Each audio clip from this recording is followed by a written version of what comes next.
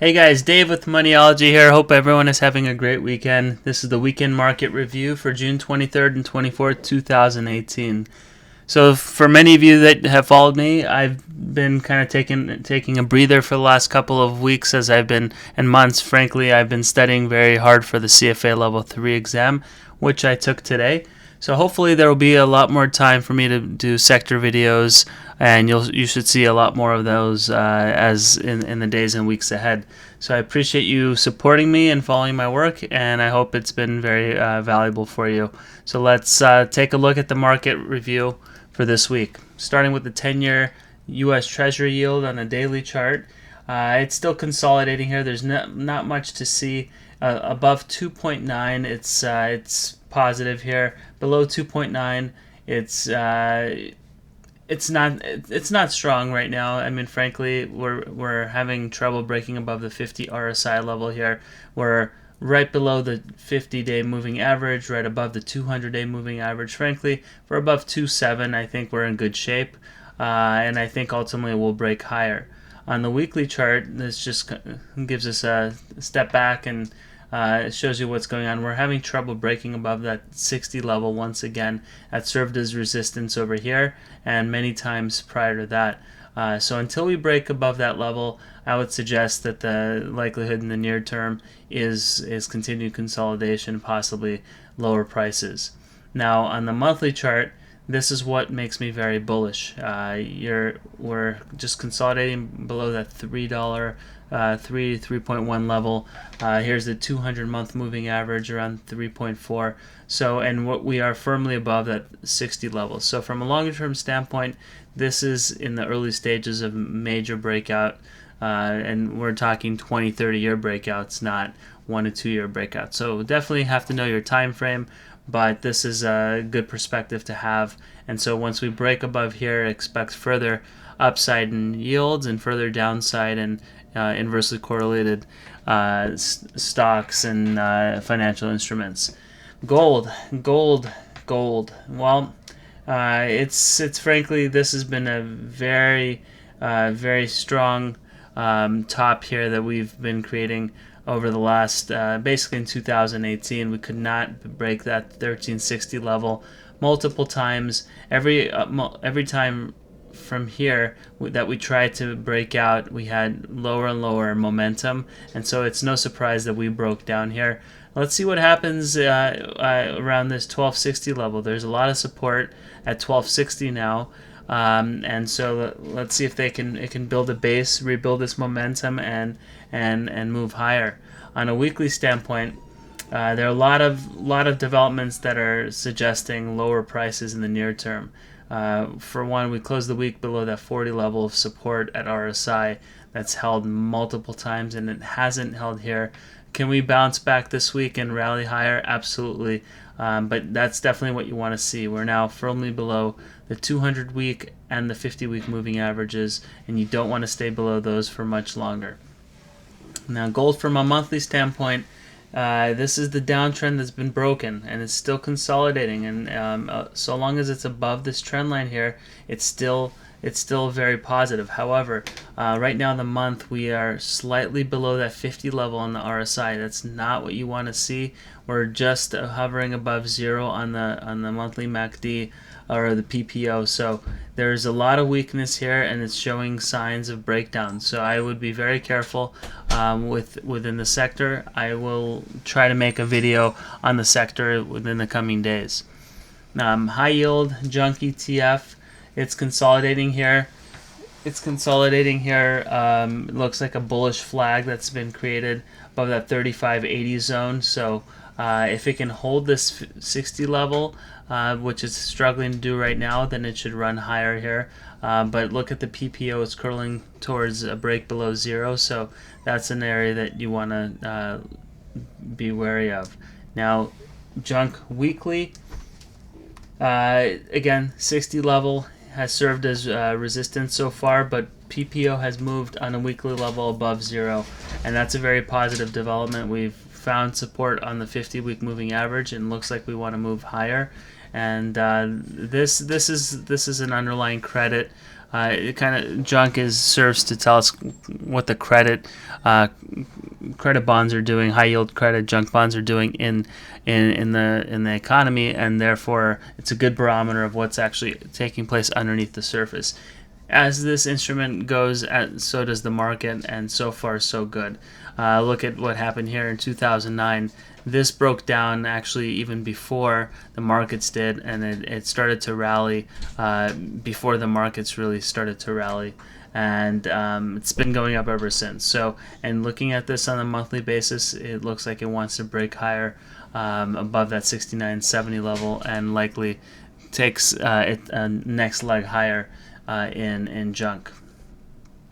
Crude oil had a major week last week, very strong price action on the daily, precisely what you wanted to see to confirm this double bottom with positive divergence was real. And not only did it break out on price, but it broke out on volume, and that's very, very positive. You see the PPO break above zero, money flows back in the positive territory. So this suggests, and let's see what the weeklies are showing, but this suggests that we might be gearing up for the next leg higher in crude oil prices. You see we found support here on the 50 RSI level, which is kind of where we bounced last time around when we pulled back towards that 50 level. Found support here. Let's see what happens at the 60 level, but so far very constructive. Crude oil monthly still exceptionally bullish. We're above that 60 level, inverse head and shoulders pattern. We're above the 50 and the 200 month moving averages, serving as support, and looks like that next target at 80 is definitely within reach in 2018. Now, looking at the NASDAQ daily, we've had a little bit of a pullback here.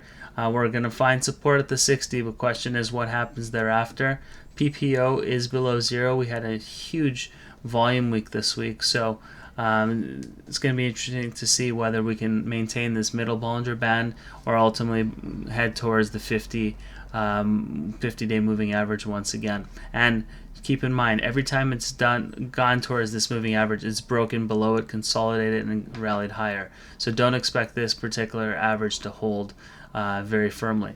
Now, weekly moving average, we're above the 60 RSI level here, but this shooting star so far after we hit new highs and we're not able to hold them is not the best development.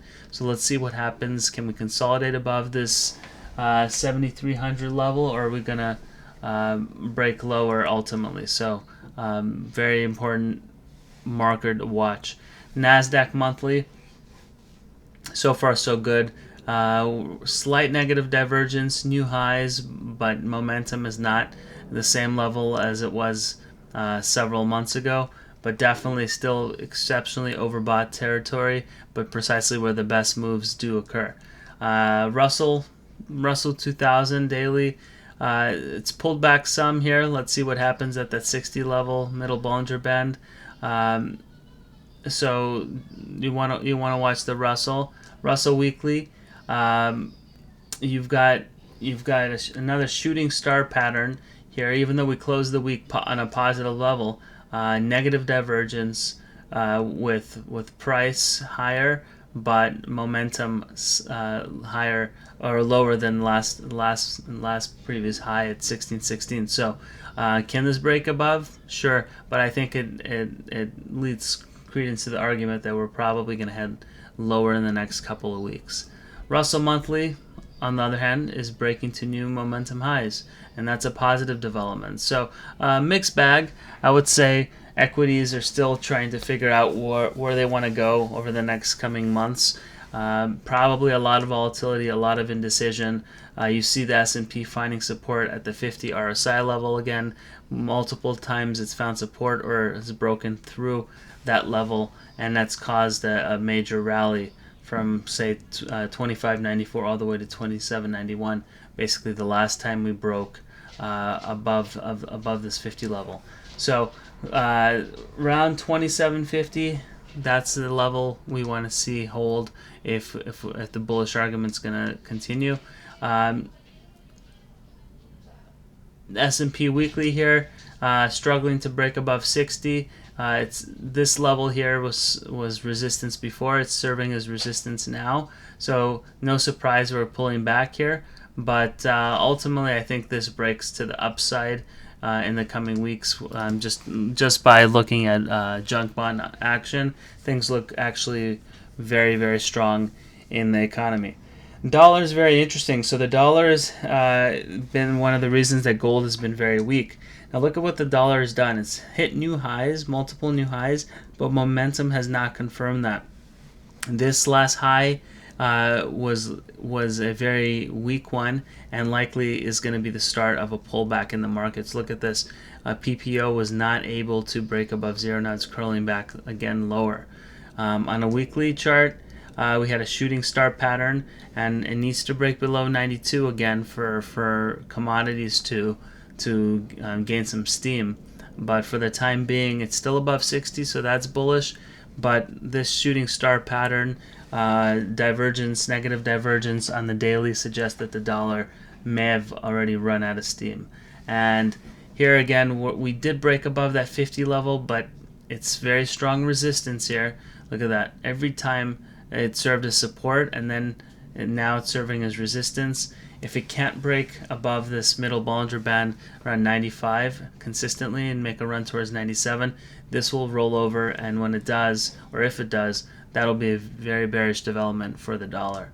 The VIX, you know what? I'm frankly going to stop covering the VIX, maybe on a weekly standpoint, just to kind of see what's going on. It's still in this bullish wedge pattern, and every time it bounces out of it, it keeps getting knocked down. But I'm still of the belief that there's going to be more volatility just based on this particular stock index. And look again, it's curling back above the 50 RSI, so keep an eye out for this potential move higher in the coming weeks in the VIX. VIX monthly, so far we broke below on a monthly basis below 50. Maybe closes the month above 50 would be a very, very bullish development for the VIX. Finally, US ex-World ex-US index here. It's been struggling largely due to the dollar. Inversely correlated. It's been unable to break that 50 level on the RSI. On a monthly basis, it's been one of the weakest sectors or areas in the market so far in 2018, despite the strength in the US here. So it's going to be interesting to see whether it can find that support at the middle Bollinger Band, 1911, 50-month moving average here at 1842. If it can, expect to see a nice run, especially if the dollar pulls back towards that 2400 level. There's still a lot of upside potential from a technical standpoint in world markets. And finally, just want to point out the PPO is right here hovering above zero. If it breaks below zero, that's obviously bearish. If it rolls back above zero, this would be a good instrument to go long. Guys, thank you very much for watching. Again, apologies for being a slacker last couple of months. I've been waking up at 4 a.m., going to bed at 11, and been working very hard, but hopefully we'll have some more videos out for you, and feel free to send us your requests and feedback. YouTube at Moniology, Twitter at Moniology, and StockTwits at Moniology. Have a great week. Take care.